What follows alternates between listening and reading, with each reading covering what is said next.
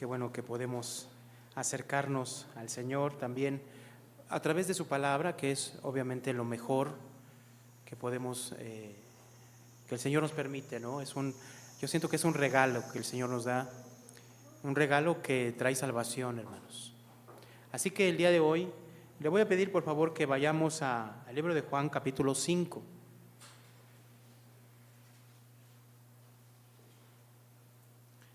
Juan capítulo 5.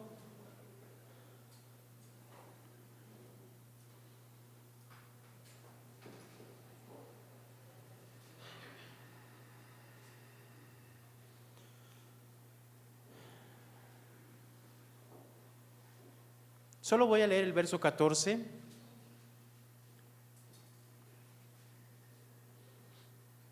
Voy a leer del verso 1 al verso 8 y después voy a leer el verso 14. Dice el verso 1, después de estas cosas había una fiesta de los judíos y subió Jesús a Jerusalén.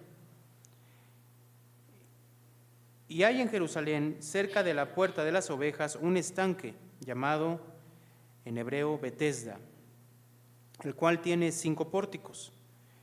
En estos yacía una multitud de enfermos, ciegos, cojos y paralíticos, que esperaban el movimiento del agua, porque un ángel descendía de tiempo en tiempo al estanque y agitaba el agua. Y el que primero descendía al estanque después del movimiento del agua, quedaba sano de cualquier enfermedad que tuviese. Y había allí un hombre que hacía 38 años que estaba enfermo. Cuando Jesús lo vio acostado y supo que llevaba ya mucho tiempo así, le dijo: ¿quieres ser sano?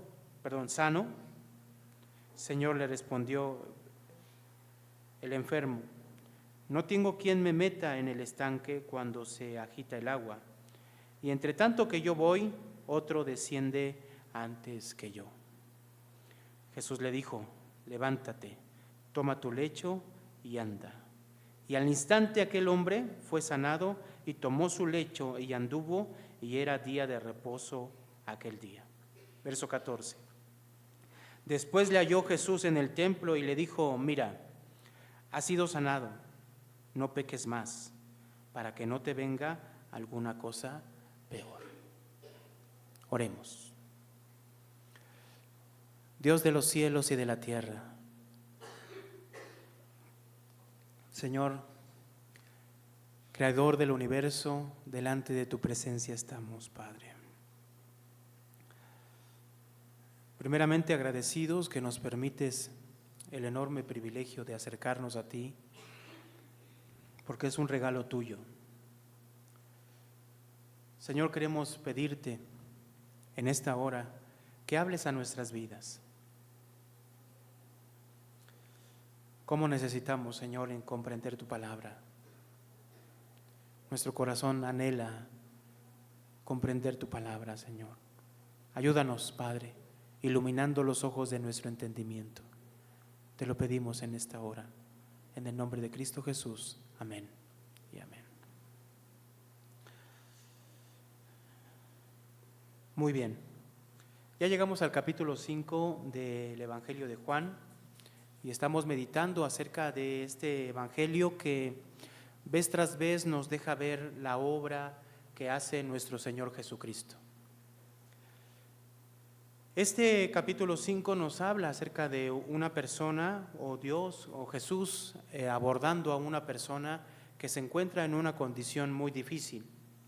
Es un paralítico que está en un lugar llamado Betesda, que es un estanque, donde alrededor dice que hay muchos pórticos y que hay una multitud de personas que están esperando que esa agua se agite, porque la creencia que había en ese tiempo es que cuando el agua se agitaba era que un ángel del Señor venía y entonces cualquier persona, después que se agitara el agua, la primera persona que descendía, esa persona era sanada de cualquier enfermedad.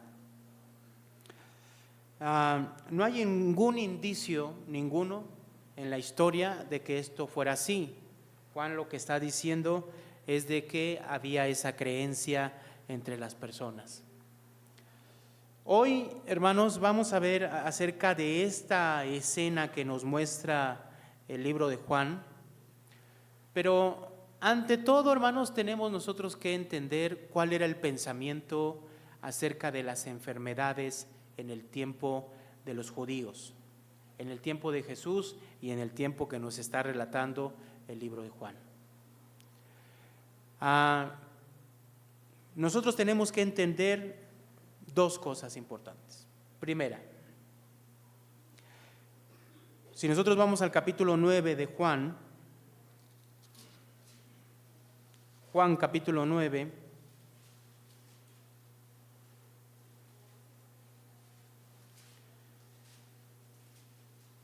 Juan capítulo 9,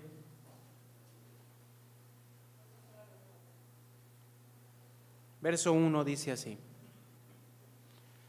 Al pasar Jesús vio a un hombre ciego de nacimiento y le preguntaron sus discípulos, diciendo: Rabí, ¿quién pecó, este o sus padres, para que haya nacido ¿qué? Ciego? Entonces lo que vemos aquí,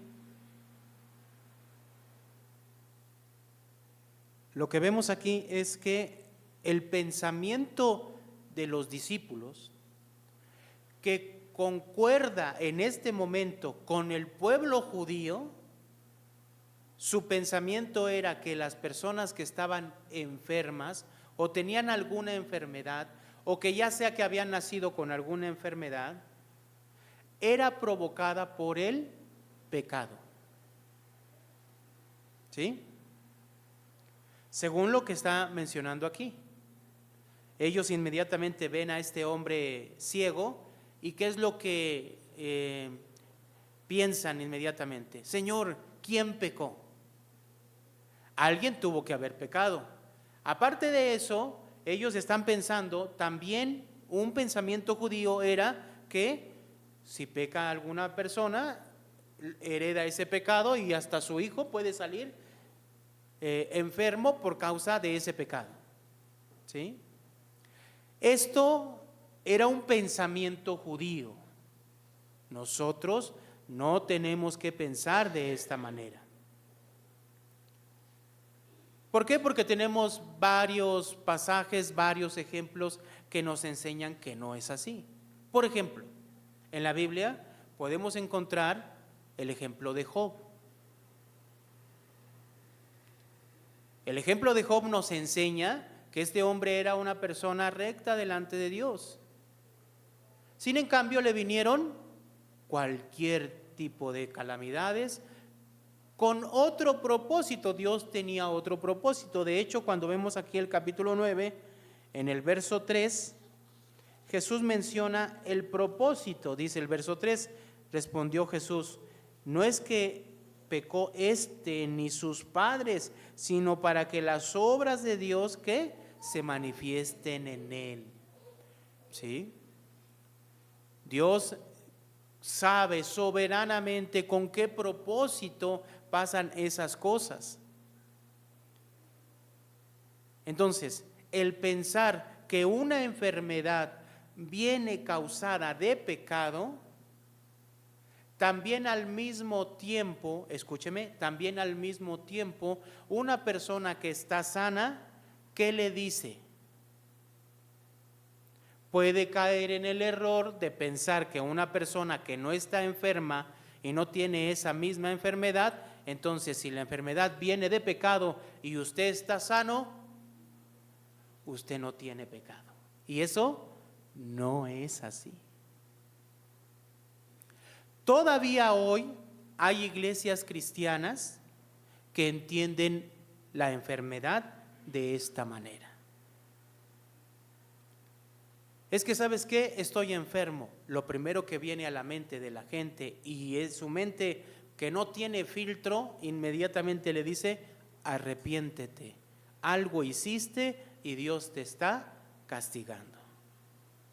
En otras palabras, lo que está diciendo esa persona es: yo, como no tengo tu enfermedad y como yo no estoy enfermo como tú, entonces yo soy una persona buena delante de Dios. Tú, preocúpense los que están enfermos, porque a esos Dios lo está juzgando y trayendo calamidad a su vida por su pecado. Nosotros debemos entender que eso no es así, pero que sin duda hay algo que sí tenemos que entender. Dios puede actuar de una manera en la que Dios traiga a una persona en exclusiva juicio, si Él quiere, por su pecado. ¿Lo puede hacer? Sí. Sí.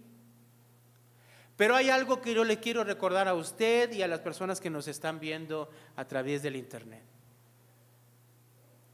El saber si Dios está juzgando a una persona porque le vino una enfermedad X, nosotros no tenemos la capacidad de saberlo. Nosotros no. Pero sí somos muy prontos a veces para juzgar a la persona. Eso sí, la juzgamos y la juzgamos mal. Todavía años atrás, hermanos, cuando estábamos en otra iglesia, todavía se creían, no estamos hablando de mucho tiempo atrás, todavía se creía este punto. Había gente que no decía que estaba enferma. ¿Por qué? Porque le daba vergüenza. ¿Vergüenza de qué? Yo decía, pues sí, ¿qué van a pensar los hermanos? ¿Qué? Yo de verdad hasta me sorprendía ¿pero de qué? Sí, ¿qué van a decir? ¿Qué van a decir de qué? Pues que estoy mal ¿de qué? A ver, dígame una sola persona en el mundo, incluidos los que estamos aquí, que no tenemos pecado. Dígame una persona, hermanos. Si Dios actuara en juicio contra las personas con enfermedad por su pecado,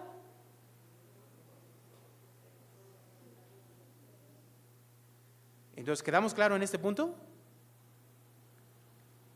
El pensamiento judío en ese entonces era ese. Ahora, sobre ese punto, Dios va a trabajar con ellos, ¿sí? Ahora, hay otro punto que yo sí quiero recalcar antes de entrar de lleno. Cuando Adán y Eva pecan, Dios le dijo a Adán y a Eva que si comían de ese árbol, iban a morir, ¿cierto o no? En otras palabras, cuando ellos comen del árbol, cuando desobedecen y desprecian el gobierno de Dios en sus vidas, entra en el mundo, en el hombre, la muerte, hermanos. La muerte espiritual, pero también la muerte física. En otras palabras, Satanás toma posesión de este mundo, del corazón de las personas. Este mundo, dice la Biblia, que está en tinieblas. ¿Y qué significa? ¿Qué significa? Satanás es el que gobierna el corazón de este mundo. En otras palabras, con el pecado, ¿qué entró? La muerte. Y entró también la enfermedad. Entró la enfermedad. Por lo tanto, cuando nosotros vemos a una persona enferma y cuando nosotros nos enfermamos, ¿qué recordamos? A veces se nos olvida, hermanos, pero la evidencia está en nuestros ojos. Nuestro cuerpo se va desgastando, nos vamos enfermando, nos vamos lastimando, empiezan a tener dolores, empezamos a tener angustias, etcétera, etcétera, etcétera. ¿Qué nos recuerda este mundo? La verdad este mundo nos recuerda que este mundo está bajo el juicio de Dios y que va a ser destruido. Y como está bajo el gobierno de Satanás, hay dolor, hay muerte, hay tristeza, hay enfermedad, ¿o no es así? Entonces, podemos decir en este caso que las enfermedades, todas y cada una de ellas, vinieron a causa ¿de qué? Del pecado. ¿O no es así? ¿Sí me explico, hermanos? Las enfermedades en realidad vienen por causa del pecado. Ahora, que Dios exclusivamente mande una enfermedad como juicio, ¿Dios lo puede hacer? Sí. Pero ¿quién lo puede saber? Solo Dios y la persona posiblemente. Pero nosotros, no. Ahora, si Dios actuara así con todos los pecadores, no habría ni una persona sana en el mundo, ni siquiera los niños. ¿Sí me explico, hermanos? Entonces, tomando en cuenta esto, ¿sí? También quiero decir una cosa más. No es pecado que usted vaya al médico cuando esté enfermo. Ni tampoco decirle a alguien, hermano, ore por mí que estoy enfermo, voy a ir al médico. Hay gente que hasta pena le da decir eso. Yo la verdad no entiendo a esas personas. ¿Por qué? ¿Quién se enferma en este mundo, hermanos? ¿Cómo? Todos. ¿O no? Entonces, ¿para qué estamos nosotros sino para apoyarnos en esas situaciones? Entonces no es pecado ir al médico. No, hermanos. Dios puede actuar de muchas maneras. Soberanamente, si Él quiere sanarnos, inmediatamente lo puede hacer, ¿o no? Si Él quiere utilizar a los médicos, también. Si quiere tener un proceso con nosotros de esa manera, Él lo puede hacer. Ahora, tomando en cuenta ya esto, ¿sí? Vamos y regresemos a el capítulo 5. ¿De qué estamos hablando en el capítulo 5? De una persona que está paralítica, ¿sí? 38 años que no se podía mover, ¿sí? Dice el verso 5, dice: después de estas cosas había una fiesta de los judíos y subió Jesús, ¿a dónde? A Jerusalén. Hermanos, no sabemos qué fiesta, no sabemos a qué fiesta se refiere. Había una fiesta y Jesús fue. Pero él, en el capítulo anterior, estaba en Galilea y entonces tuvo que bajar a Jerusalén. Verso 2. Y hay en Jerusalén, cerca de la puerta de las ovejas, un estanque llamado, en hebreo, ¿qué? Betesda. Betesda significa en hebreo casa de misericordia, casa de compasión. ¿Sí? Y bueno, toma mucha relevancia por lo que vamos a ver aquí, hermanos. En el verso 3 dice: en esto yacía una multitud de enfermos, ciegos, cojos y paralíticos que esperaban el movimiento del agua, porque un ángel descendía de tiempo en tiempo al estanque y agitaba el agua, y el que primero descendía al estanque después del movimiento del agua quedaba sano de cualquier enfermedad que tuviese. Entonces mi pregunta es la siguiente: nosotros tenemos que entender que no era así. Ahora, si Dios lo quisiera de esa manera, imagínese el caos que era cuando llegaba a agitarse el agua. ¿Qué pasa? ¿Qué cree que pasaba? Yo pienso que eran capaces hasta de matarse entre ellos con todo lo que ellos estaban ahí, tanto ciegos, cojos, eran capaces de matarse ellos mismos, de contratar a alguien para matarse con tal de llegar a ser el número uno que bajara ahí. Por lo tanto, yo creo que sería ilógico pensar que Dios actuara de esa manera, ¿no le parece? Entonces, lo que podemos pensar es que esto era una creencia que tenían ellos en ese momento. No sé, posiblemente, hermanos, alguien en algún momento se sanó, tal vez pasó ahí algo, que sabemos que al final Dios no es el único que hace, entre comillas, lo voy a entrecomillar, milagros, ¿o sí? No, también Satanás hace esas cosas, pero con otro propósito.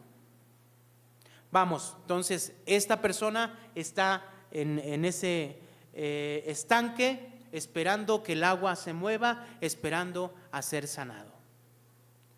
No tenemos que olvidar que para ellos el estar enfermo era igual a ¿qué? A estar en pecado. ¿Sí, hermanos?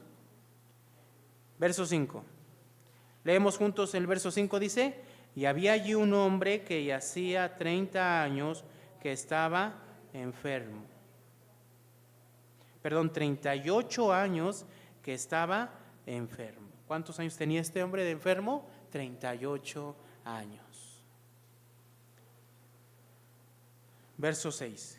Cuando Jesús lo vio acostado y supo que llevaba ya mucho tiempo así, le dijo, ¿qué le dijo, hermano? ¿Quieres ser sano? Es una historia interesante, ¿no? Es la única vez en todos los evangelios, no se encuentra otro registro en los evangelios donde Jesús le pregunte a alguien si quiere ser sano. Por lo regular, era que las personas se acercaran a Jesús, lo persiguieran por lo que él hacía, ¿sí? Pero que él les preguntara, no. Es el único episodio en toda la Biblia donde Jesús, o bueno, hablando del Nuevo Testamento, donde Jesús le pregunta a alguien si quiere ser sano. Interesantemente, en el verso 7 dice la respuesta de este hombre: Señor, le respondió el enfermo, no tengo quien me meta en el estanque cuando agita el agua, y entre tanto que yo voy, otros descienden, ¿qué? Antes que yo. Entonces aquí tenemos que recordar algunas cosas. Anteriormente nosotros vimos el encuentro con Nicodemo. Nicodemo era un principal entre los judíos y aparte de todo era fariseo. Era una persona importante, ¿verdad? Cuando Jesús le habla acerca del nuevo nacimiento, Nicodemo, ¿qué ve? ¿Qué piensa de Jesús? Por lo regular, Nicodemo de Jesús estaba pensando que era simplemente un rabí más de entre todos los maestros que había, ¿o no? Cuando Jesús se encuentra con la samaritana también no lo reconoce, ¿o sí? Esas dos historias, cuando Jesús está con Nicodemo y le dice acerca del nuevo nacimiento, Nicodemo dice, ¿pero cómo puede ser esto? ¿O no? ¿Puede acaso un hombre volver a entrar al vientre de su madre? Cuando Jesús se encuentra con la samaritana y le habla del agua viva, ¿qué le dice? Pero si no tienes nada para sacarla, ¿de dónde tienes el agua viva? Ahora se encuentra con este hombre y le dice, ¿quieres ser sano? Y este hombre, ¿qué dice? Pues, ¿quién me va a meter al estanque? Entonces lo que tenemos que ver, hermanos, es que estas tres historias nos están hablando acerca de lo mismo. ¿Quién es Jesús? Y lo que produce en la vida de las personas. Verso 8. Jesús le dijo, levántate, toma tu lecho y ¿qué? Y anda. Hermanos, hay otra historia donde Jesús dice lo mismo. Y también es otro paralítico. ¿Se acuerdan en Marcos? Marcos capítulo 2. Búsquelo, por favor.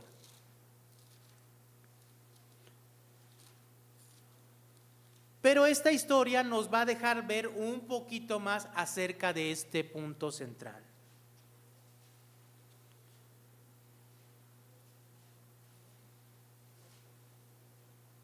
capítulo 2.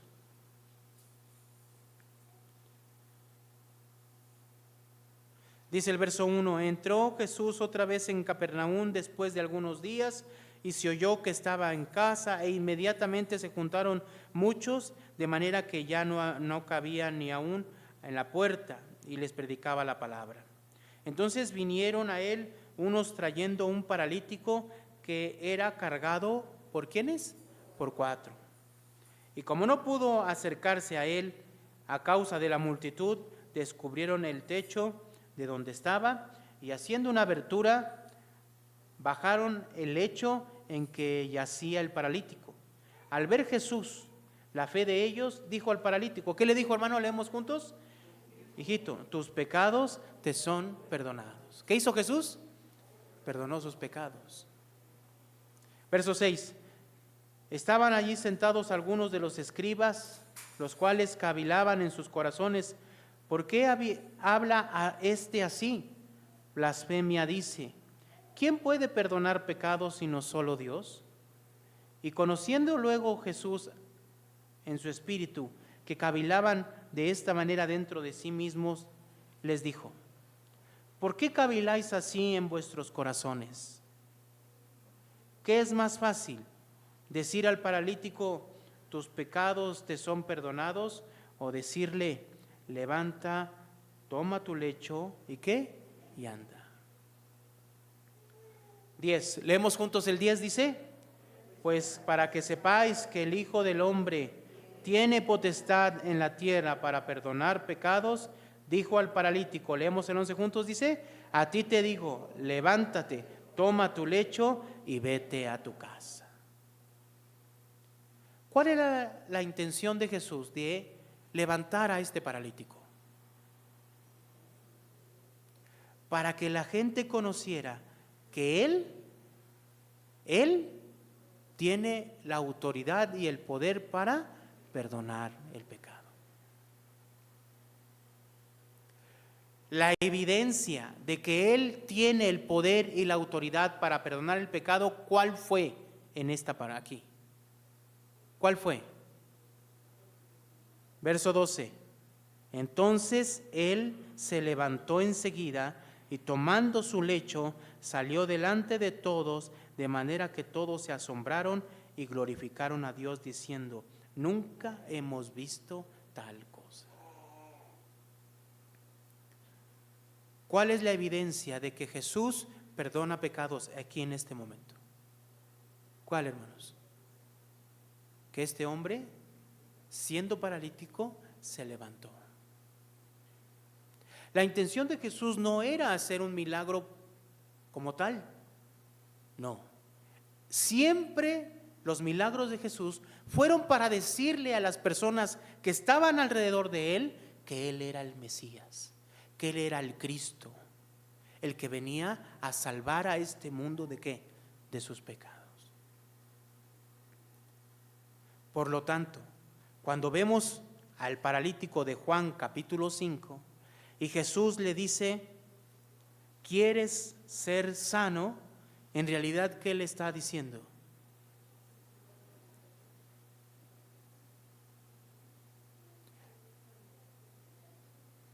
Yo soy el único que puede perdonar tu pecado. Le dijo en el verso 8, Jesús le dijo, levántate, toma tu lecho y anda. Verso 9, y al instante aquel hombre fue sanado y tomó su lecho y anduvo, y era día ¿de qué? De reposo aquel día. ¿Qué significa esto?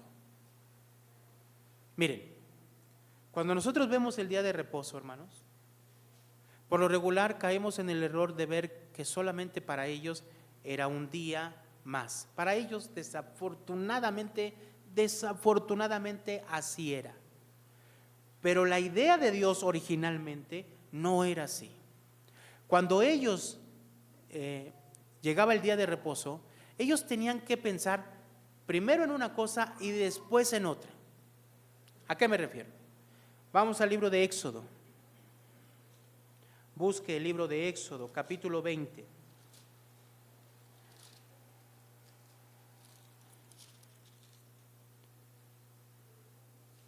En el verso 8, Éxodo capítulo 20, verso 8, dice: acuérdate del día de reposo para santificarlo. Verso 9: 6 días trabajarás y harás toda tu obra, mas el séptimo día es reposo para Jehová tu Dios. No hagas en él obra alguna, tú, ni tu hijo, ni tu hija, ni tu siervo, ni tu criada, ni tu bestia, ni tu extranjero que está dentro de tus puertas. Ahora, lo importante, no tenían que hacer esto, pero ¿qué es lo que tenían que pensar cuando estaban en el día de reposo? Verso 11. Vamos a leer el verso 11 juntos. Dice: porque en 6 días hizo Jehová los cielos y la tierra, el mar y todas las cosas que en ellos hay, y reposó en el séptimo día. Por tanto, Jehová bendijo el día de reposo y lo santificó. ¿Qué tenían que recordar cuando ellos guardaban el día de reposo? ¿Qué tenían que recordar? A un Dios creador. ¿Qué tenían que recordar, hermanos? A un Dios creador. Pasaron 40 años y Moisés repite estas palabras a la segunda generación que va a entrar a la tierra. Pero hay un cambio. Hay una modificación que hace Moisés, inspirado obviamente por el Espíritu Santo. Vamos a Deuteronomio capítulo 5.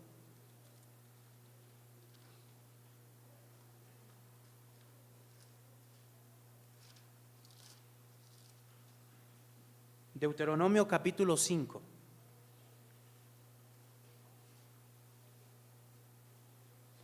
En el verso 12.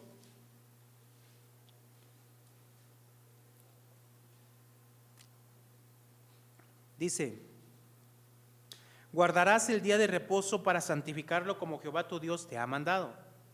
6 días trabajarás y harás toda tu obra.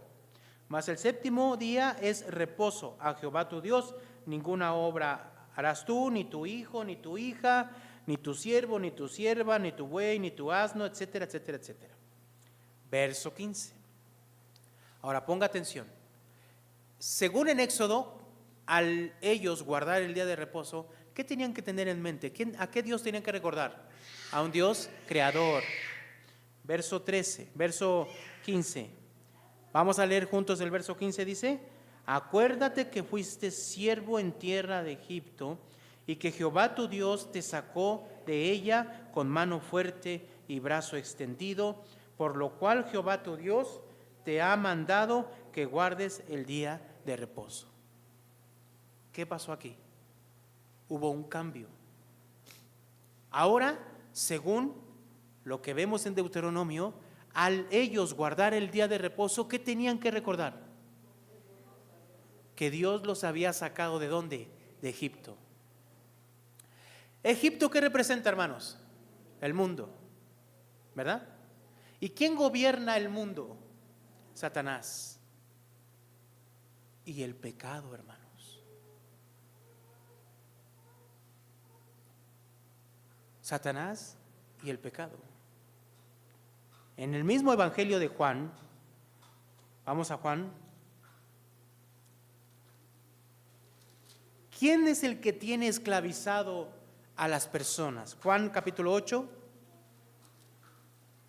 Juan capítulo 8.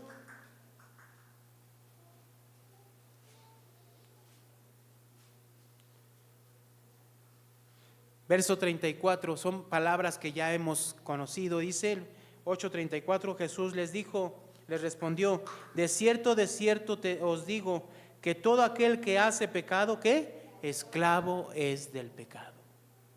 ¿Quién tiene esclavizado a las personas, hermano? ¿Quién? ¿Quién, hermano? El pecado. Y es Satanás quien gobierna el mundo y utiliza el pecado para esclavizar a las personas. Entonces, Jesús sanó al paralítico en Juan 5, ¿qué día? El día de reposo. Y el día de reposo, ¿qué simbolizaba? ¿Qué recordaba el día de reposo? ¿Cómo Dios los había sacado de qué? De Egipto. ¿De dónde? Del mundo. De la esclavitud del pecado. ¿O no? Entonces Jesús, al sanar a ese paralítico, ¿qué le está diciendo al paralítico en realidad? Todavía no llegamos a lo que Dios le dice, pero a lo que Jesús le dice, pero si él fue sano, se levantó, tomó su lecho y se fue, ¿qué es lo que tenía que pensar o qué es lo que pensó él, el paralítico? ¿Qué? Que sus pecados habían sido perdonados. ¿Sí me explico, hermanos? Esto es cuestión de verlo de esta manera. Jesús sanó a ese paralítico con la intención de que ese hombre se diera cuenta de que Jesús era Dios, quien perdona pecados, quien perdonó su pecado. Ahora regresemos a Juan 5.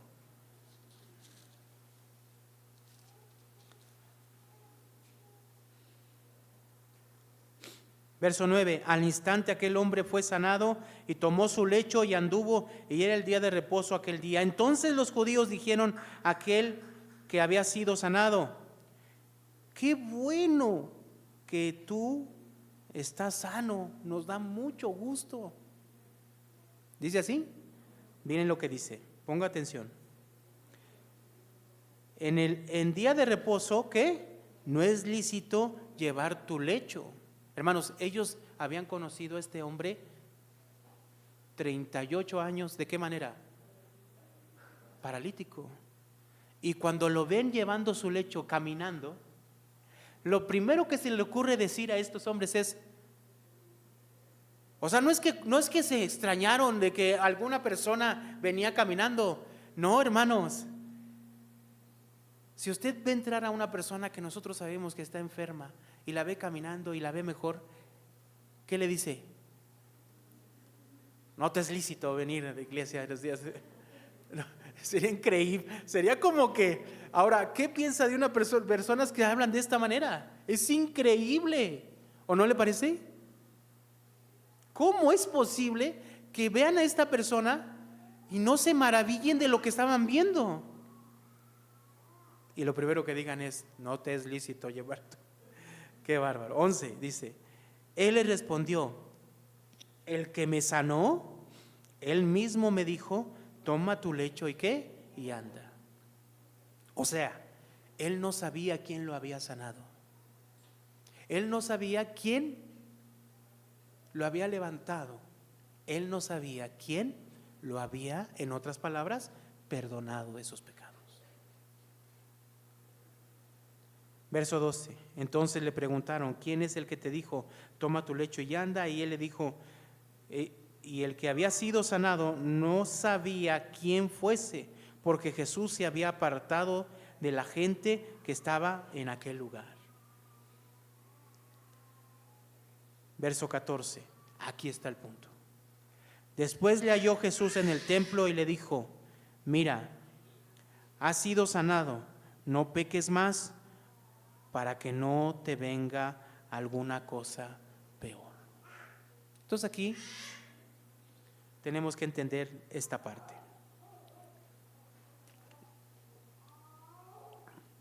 Jesús lo halló ¿dónde? En el templo. Seguramente este hombre fue al templo ¿con qué razón? Posiblemente de dar gracias ¿a quién? A Dios, ¿sí? De dar gracias a Dios. Y entonces Jesús se encuentra con él y en él dice aquí, mira, has sido sanado, no peques más.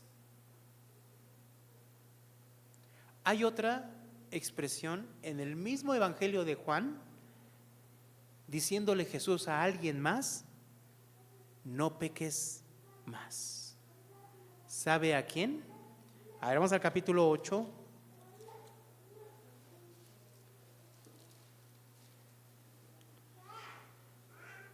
¿Se acuerdan de la mujer adúltera? La trajeron porque la encontraron en adulterio, ¿no? Y la iban a apedrear. ¿Y Jesús qué le dijo? Si alguien está libre de pecado, que arroje la primera piedra. ¿De qué estamos hablando?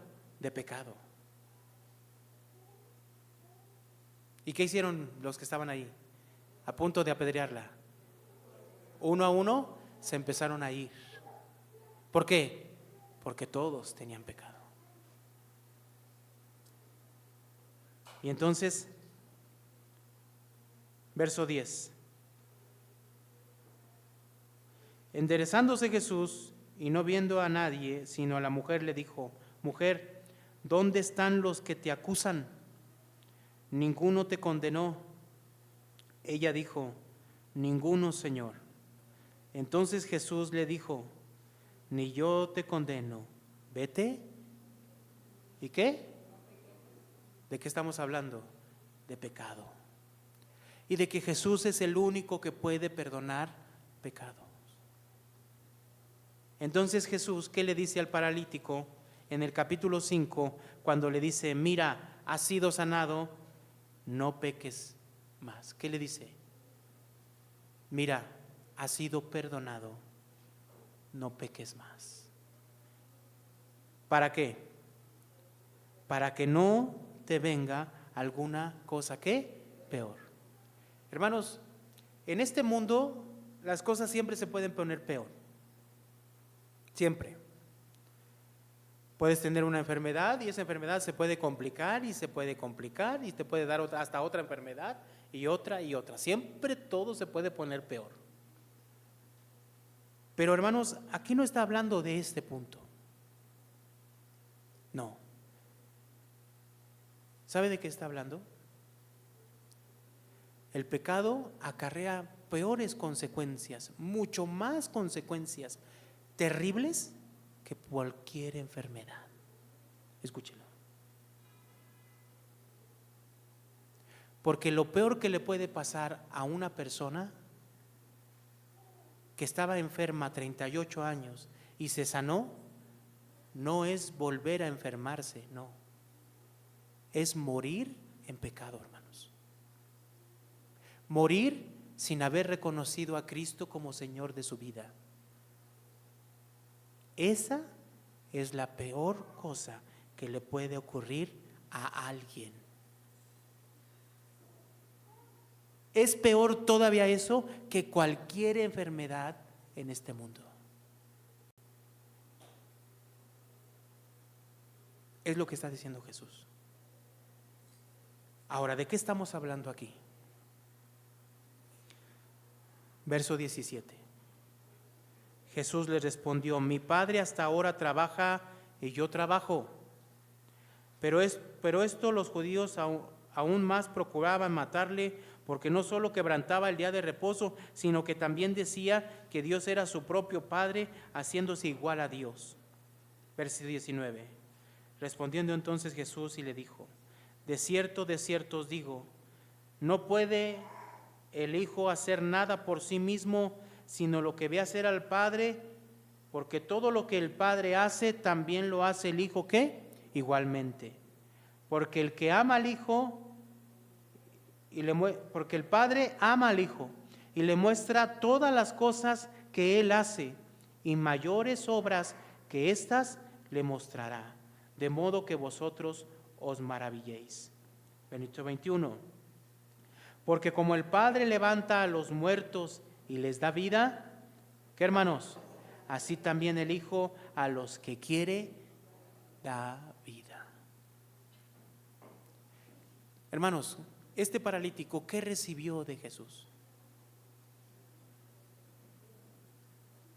¿Qué recibió de Jesús? Recibió la vida.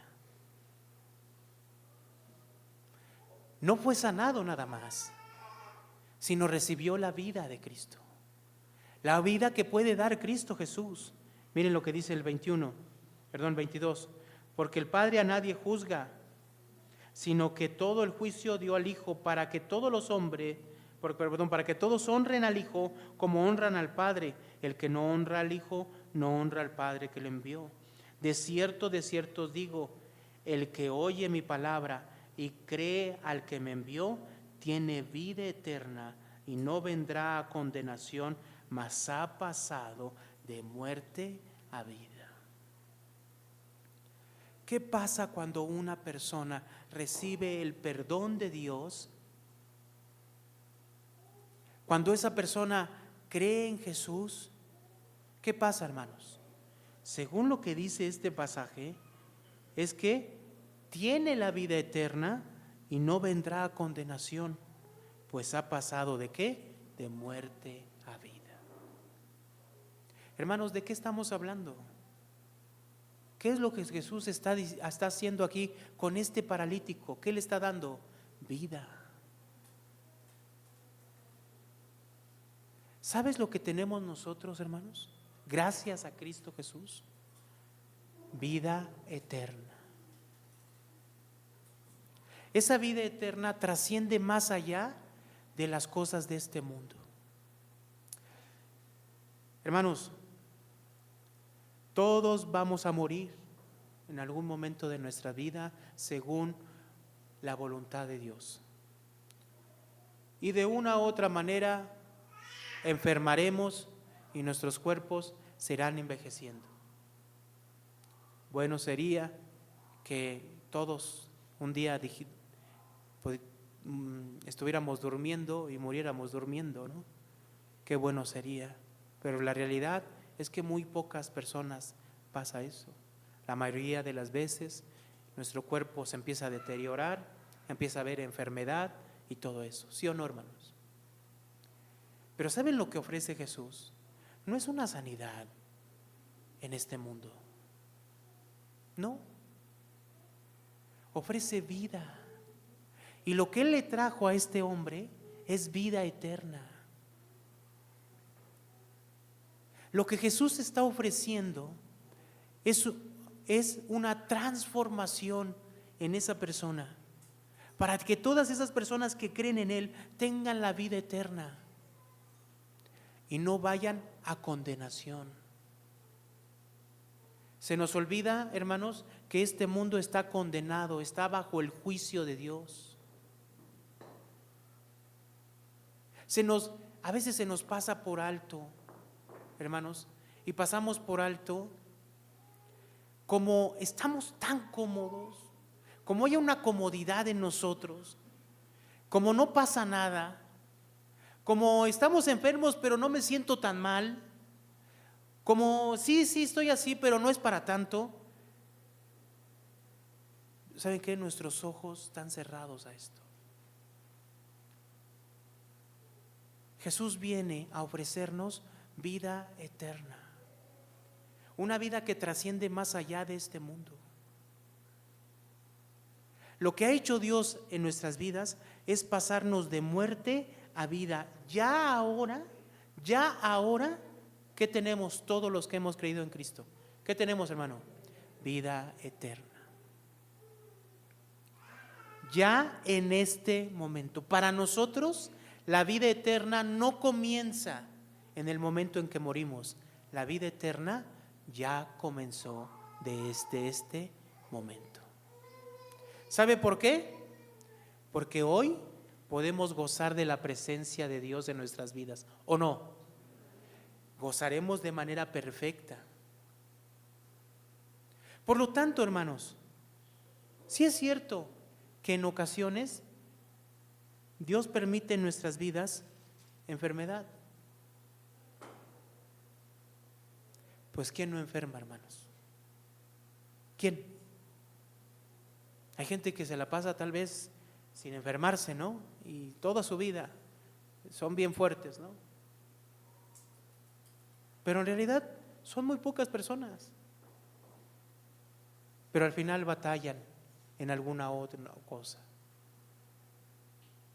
La realidad es de que Jesús viene a ofrecernos la vida eterna. Y eso es a través del perdón de pecados y del reconocimiento que Él es el único Señor y Salvador de nuestras vidas. Eso es lo que Jesús viene a ofrecernos para todos aquellos que creen en Él. Termino con lo que dice el capítulo 3.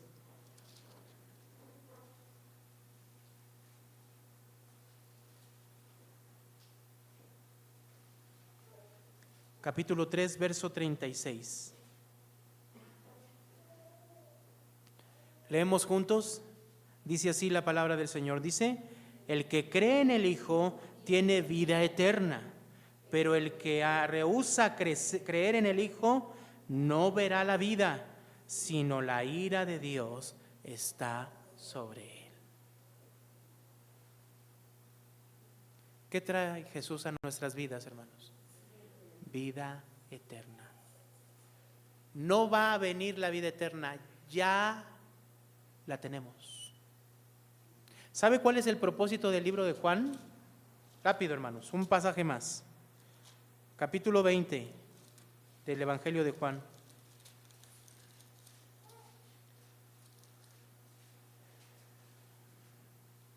Verso 30 y 31. Juan 20, 30 y 31 dice: hizo además Jesús muchas otras señales en presencia de sus discípulos, las cuales no están escritas en este libro, pero estas se han escrito, o sea, las que contenidas en este libro, dice, pero estas se han escrito, ¿para qué, hermano? Para que creáis que Jesús es el Cristo, el Hijo de Dios, y para que creyendo, ¿qué, hermano? Tengáis vida en su nombre. Estábamos muertos en pecados y Él nos ha dado vida. ¿Con qué propósito, hermanos? ¿Qué le dijo? Vete y no peques más. En otras palabras, ya no tienes por qué vivir en pecado. ¿No es así, hermanos? Nos ha dado una nueva vida.